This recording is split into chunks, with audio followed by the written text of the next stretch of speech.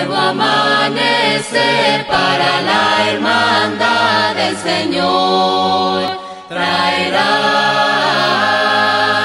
Con poder vendrá, todos le verán, su señal brillará. Entre nubes y ángeles también anunció que vendrá. Bienvenida a tu programa Mujer de Valor. Recuerda, Dios no talla vidrios, solo piedras preciosas. Soy tu hermana y amiga Seili Herrera Lara con un mensaje de Dios para tu alma. La lectura que voy a hacer debe ser muy conocida, para nada es creación de mi persona. Seguramente ha sido usada en muchas formas diferentes y cada aplicación es perfectamente válida. Se le llama las estacas del cambio. Y va así. Cuando yo era chico me encantaban los circos. Y lo que más me gustaba eran los animales. Me llamaba la atención el elefante.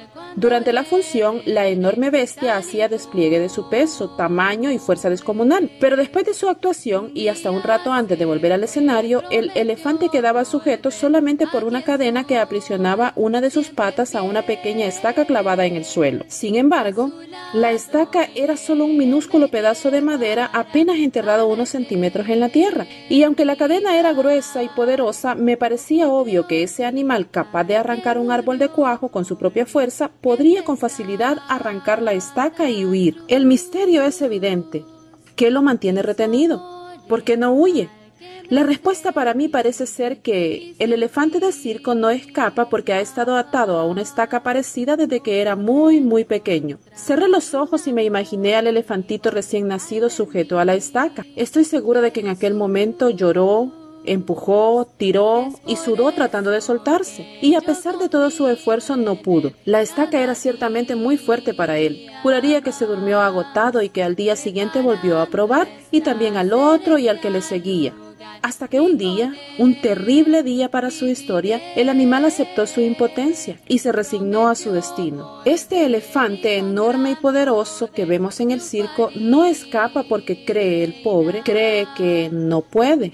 Él tiene registro y recuerdo de su impotencia, de aquella impotencia que sintió poco después de nacer. Y lo peor es que jamás se ha vuelto a cuestionar seriamente ese registro. Jamás intentó poner a prueba su fuerza otra vez. Al igual que el pobre e ingenuo elefante, nosotras vamos por el mundo atadas a cientos de estacas que nos restan libertad, condicionadas por el recuerdo de no puedo superarlo, fue demasiado fuerte, lo que me hizo esa persona es imperdonable. Tu única manera de saber si ahora puedes romper esa cadena es intentar de nuevo, poniendo en el intento todo tu corazón. La palabra amargura proviene de una palabra que significa punzar. Su raíz hebrea agrega la idea de algo pesado. Finalmente, el uso en el griego clásico revela el concepto de algo fuerte. La amargura entonces es algo fuerte y pesado que punza hasta lo más profundo del corazón.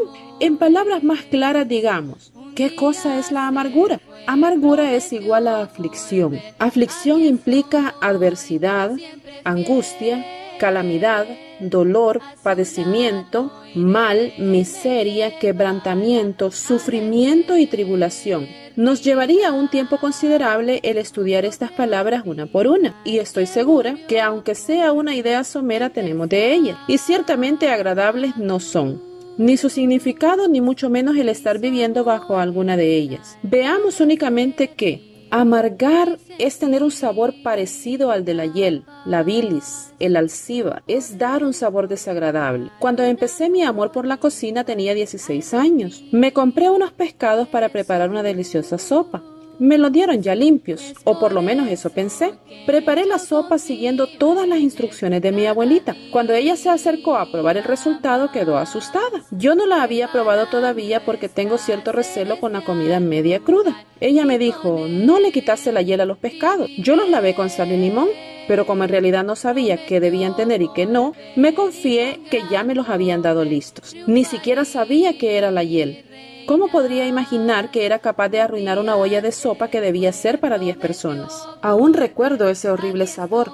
Mi abuelita me explicó que quizá a uno de los pescaditos le había quedado un pedazo de esa horrible cosa que después conocí, habiendo conocido antes el daño que podía hacer. Desde ese día me veo en la necesidad de sacar todo de un animal al aliñarlo. Ni corazón, ni hígado, ni la más mínima membrana. Nada puede quedar en ellos. Algo muy parecido es lo que la amargura causa en nuestro ser. La amargura no tiene lugar automáticamente cuando alguien me ofende, sino que es una reacción a la ofensa o una situación difícil y por lo general injusta. No importa si la ofensa fue intencional o no, si el ofendido no arregla la situación con Dios, la amargura le inducirá a imaginar más ofensas de la misma persona. La amargura es una manera de responder que a la larga puede convertirse en una norma de vida. La amargura tiene unos cuantos compañeros, que son la autocompasión, los sentimientos heridos, el enojo, el resentimiento, el rencor, la venganza, la envidia, la calumnia, los chismes, la paranoia, las maquinaciones vanas y el cinismo. La amargura es resultado de sentimientos muy profundos, quizás los más profundos de la vida. La razón por la que es tan difícil de desarraigar es triple. En primer lugar, el ofendido considera que la ofensa es culpa de la otra persona, y muchas veces es cierto, y razona. Él o ella debe venir a pedirme disculpas y arrepentirse ante Dios. Yo soy la víctima. Como cristianas nos sentimos culpables cuando cometemos un pecado. Sin embargo, no nos sentimos culpables de pecado por habernos amargado cuando alguien peca contra nosotras, pues la percepción de ser víctimas eclipsa cualquier sentimiento de culpa. Por lo tanto, este pecado de amargura es muy fácil de justificar, ya que se encuentra oculto en lo más íntimo de nuestro ser. En segundo lugar, casi nadie nos ayuda a quitar la amargura de nuestra vida. Por lo contrario, los amigos más íntimos afirman: tú tienes derecho, mira lo que te ha hecho, lo cual nos convence aún más de que estamos actuando correctamente. Finalmente, si alguien cobra suficiente valor como para decirnos: amiga, estás amargada, eso es pecado contra Dios y debes arrepentirte. Da la impresión de que al consejero le falta compasión, cuando alguien compasivamente, porque recordemos que esta es la única manera en la que podemos tratar de redarguir a nuestras hermanas de pecado. Como dice Gálatas 6:1, hermanos, si alguno fuere sorprendido en alguna falta, vosotros que sois espirituales, restauradle con espíritu de mansedumbre, considerándote a ti mismo, no sea que tú también seas tentado. Este texto dice cosas muy importantes. Por ejemplo, una hermana nuestra puede ser sorprendida en alguna falta. No hay necesidad de decir esto si se refiere a todas las personas, ya que una persona que no está en Cristo se entiende que no le va a encontrar una falta, sino muchas, y eso no es de sorprender. Pero en Cristo estamos expuestas a fallar, aunque no queramos hacerlo. Luego dice ustedes que son, o será que algunas solo se creen espirituales. Qué gran responsabilidad saber que ya somos maduras en cuanto a la palabra de Dios, y que debemos actuar en base a esa madurez espiritual que hemos ido alcanzando en Cristo. La persona que se cree espiritual va de frente donde su hermana, pero también va con el espíritu de mansedumbre delante de ella. La falta en la que nosotras podamos llegar a ser sorprendidas puede no ser la amargura, sino cualquier otra. Pero ¿en qué forma queremos que nuestras hermanas se acerquen a hacernos ver nuestro pecado? Obviamente, vamos a esperar que nuestras hermanas sean lo más amorosas y misericordiosas que sea posible. Por eso, cuando vemos raíces de amargura en alguna de nuestras hermanas, debemos ser misericordiosas al hacerlo ver. No usar frases como: usted tan amargada que es, o ya olvídelo, hace años que pasó eso, usted se ha quedado en el pasado. Actúa como que fuera la única a la que le ha pasado algo. O frases similares que pueden venir a nuestra mente, debemos evitarlas, pero sí hacer ver el pecado. La amargura es un pecado y debe quitarse de nosotras. Tengamos cuidado cuando esto hagamos en mencionar que es hora de perdonar y olvidar lo que queda atrás, como dice Filipenses 3:13. Hermanos, yo mismo no pretendo haberlo ya alcanzado, pero una cosa hago, olvidando ciertamente lo que queda atrás y extendiéndome a lo que está delante. Cuando llegamos de esta manera donde una hermana nuestra, es muy posible que nos acuse de no tener compasión. Peor todavía, se puede quejar con otras personas diciendo que como consejeros carecemos de empatía y compasión. Hasta es posible perder la amistad de la persona amargada por haberle aconsejado que quite la amargura de su vida. Como dice Efesios 4:31, quítense de vosotros toda amargura, enojo, ira, gritería y maledicencia y toda malicia. Corramos el riesgo. Vale la pena poner en riesgo una amistad por un poco de tiempo y salvar un alma. Cuando la persona caiga en cuenta de que lo que le decimos es cierto, va a considerar su actitud con la persona con la que tiene raíces de amargura y con la persona que se lo hizo ver también.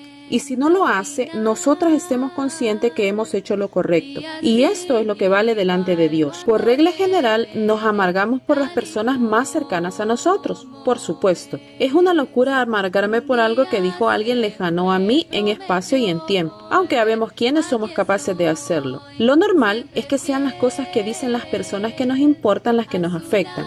Las personas de las que esperamos algo y que nos están decepcionando. La persona amargada toma decisiones filtradas por su profunda amargura. Tales decisiones no provienen de Dios y generalmente son legalistas, usualmente basadas en ojo por ojo y diente por diente. Lo mejor que puede pasarle a una persona amargada es ver a la persona que le causó la amargura caer en alguna desgracia. Somos tan mezquinas que hemos llegado a alegrarnos de una enfermedad, accidente o tragedia. Todas estamos propensas a sufrir algún tipo de cáncer. Es la enfermedad más común alrededor del mundo. Pero he escuchado personas decir que es consecuencia del mal que la persona enferma le hizo a ella, específicamente a ella. Y validamos cosas tales como la vida es justa, aquí en vida se deben pagar los males que se han hecho, la justicia de Dios es perfecta, etc. Con estas frases estamos exteriorizando lo que hemos tenido en nuestro corazón por años y debemos, como hijas de misericordia que somos, quitarla de nosotras. Para motivar a una persona a cumplir con el mandamiento bíblico de Efesios 4:31 que dice: quítense de vosotros toda amargura, enojo, ira, gritería y maledicencia y toda malicia. Veamos las múltiples consecuencias, todas negativas, de este pecado. Número 1. El espíritu amargo impide que la persona entienda los verdaderos propósitos de Dios en determinada situación. Job no tenía la menor idea de que por medio de su sufrimiento, su carácter y devoción ante Dios estaba siendo probado y salía triunfante ante Satanás. Somos muy cortos de vista. Para nosotros es muy conveniente leer el libro de Job y comprender todo lo que sucedió, pero el pobre Job no tenía su libro para saber que todo lo que estaba sucediendo se debía a una petición de Satanás. Él no sabía tampoco que había un enorme público de ángeles pendiente de sus actos. Igual nosotras ignoramos si la situación que pasó nos debía hacer crecer o madurar, si alguna experiencia debemos sacar de eso. Solo nos enfocamos en el motivo y en la persona que nos ha causado el daño y no podemos ver nada más allá de eso. Número 2. El espíritu amargo contamina a otros. No hay cosa más contagiosa que la amargura. En uno de los pasajes más penetrantes de la Biblia, el autor de Hebreos, en el 12:15, exhorta: mirad bien, no sea que alguno deje de alcanzar la gracia de Dios, que brotando alguna raíz de amargura os estorbe, y por ella muchos sean contaminados. La amargura nunca se queda sola en casa, siempre busca amigos. Por eso es el pecado más contagioso. Si no la detenemos, puede llegar a contaminar a toda una congregación, toda una familia o toda una ciudad. Pueblos enteros se han exterminado entre ellos por causa de alguna raíz de amargura que pudo penetrar de familia en familia, trascendiendo y contaminando generaciones. El escritor a Hebreos dice que hay que estar pendientes. Esto me recuerda a los baobabs de los cuales el Principito tenía sumo cuidado, porque él decía que cuando son pequeños se confunden con cualquier maleza, y si no los quitas a tiempo, estos pueden llegar a crecer tan grandes que son capaces de minar todo el planeta. Nuestro corazón bien puede ser ese planeta, y a mí, que me encanta ese pequeño libro, siempre me he preguntado: si el Principito está tan pendiente de que los baobabs no crezcan, ¿cómo es que puede suponer que van a nacer más si nunca han echado semillas para poder reproducirse? Pero es que las semillas pueden venir con el viento de cualquier otro lado. Pueden traerlas una manada de pájaros, o simplemente ser una maleza tan mala que se queda ahí guardada por años hasta que un día se da la conjunción correcta para que puedan germinar. Asimismo son las amarguras. Con una mirada, con una actitud, una respuesta no esperada, por cosas realmente pequeñas e insignificantes, puede quedarse en nuestro corazón y minarnos hasta acabar con nosotras. Durante la celebración de la Pascua, los israelitas comían hierbas amargas. Cuando un huerto era invadido por esas hierbas amargas, no se le podía limpiar simplemente cortando la parte superior de las plantas. Cada pedazo de la raíz debía extraerse por completo, ya que de cada pequeña raíz aparecerían nuevos brotes. El hecho de que las raíces no se vean no significa que no existen. Ahí bajo tierra germinan, se nutren, crecen y los brotes salen a la superficie, y no en un solo lugar sino en muchos. Algunas raíces silvestres son casi imposibles de controlar si al principio uno no las corta por completo. El escritor de Hebreos advierte que la amargura puede quedar bajo la superficie, alimentándose y multiplicándose, pero saldrá a la luz cuando uno menos lo espere. Sé que todas en nuestro jardín hemos sufrido de una plaga similar. Generalmente estas plantas tan arraigadas son montes que quitan lugar a las bellas flores que nosotras estamos tratando de cultivar. Hay que arrancarlas desde la raíz y algunas plantas necesitan que se les aplique algún elemento marchitante como gasolina, que puede hacer que la pequeña raíz que queda no pueda volver a brotar nunca más. Y otras plantas tienen una raíz tan increíblemente grande que es necesario usar enormes maquinarias para poder extraerla por completo. Aun cuando la persona ofendida y amargada enfrente su pecado de la manera prescrita por Dios, no necesariamente termina el problema de la contaminación.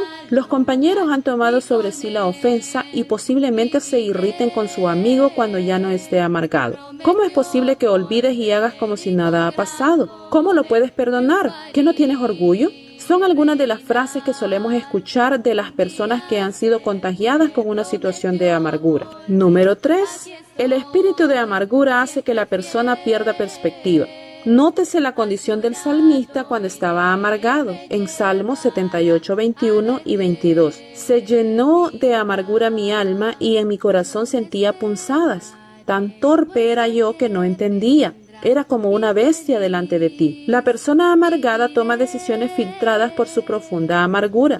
Cuando la amargura echa raíces y se convierte en norma de vida, la persona ve, estima, evalúa y juzga todo y toma decisiones según su espíritu amargo. Y en base a esa perspectiva, muchas veces hacemos igual o peor daño que el que alguien nos hizo. Negamos favores, regamos chismes de la otra persona únicamente basados en el dolor que sentimos. ¿Ha sabido usted de alguien que trata mal a su esposa porque la esposa de su amigo le fue infiel? Eso es perder el camino, juzgar a la una por la culpa de otra. Nótese lo que pasó con Job. En su amargura culpó a Dios de favorecer los designios de los impíos. Job 10:3 dice: ¿te parece bien que oprimas, que deseches la obra de tus manos y que favorezcas los designios de los impíos? Hasta lo encontramos aborreciéndose a sí mismo en Job 10:1. Está mi alma hastiada de mi vida. Daré libre curso a mi queja. Hablaré con amargura de mi alma. Sé que casi todas conocemos personas que viven este texto a cabalidad y que su vida es una queja constante. Desde el amanecer hasta la puesta del sol se están quejando de todo. Cuando la amargura llega a ser norma de vida para una persona, esta por lo general se vuelve paranoica e imagina que todas están en su contra. La paranoia tomó control de su vida y empezó a defenderse mentalmente de adversarios imaginarios. Parece que todo lo que hacen las demás personas lo hacen con la finalidad de hacernos daño. Continuaremos con este interesante tema la próxima semana. No te lo pierdas. Este fue tu programa Mujer de Valor. Recuerda, Dios no talla vidrios, solo piedras preciosas. Puedes escuchar este y muchos más estudios bíblicos, exhortaciones, mensajes de ánimo y consejería en mi canal de YouTube, en el cual puedes encontrarme como Seili Herrera Lara. Puedes dar me gusta a la fanpage Familia Lara Herrera en Facebook. También puedes escribirme al correo electrónico somoslaraherrera2020@gmail.com. Nuevo amanecer para la hermandad del Señor traerá, con poder vendrá, todos le verán su señal, brillará entre nubes y ángeles también anunció que vendrá.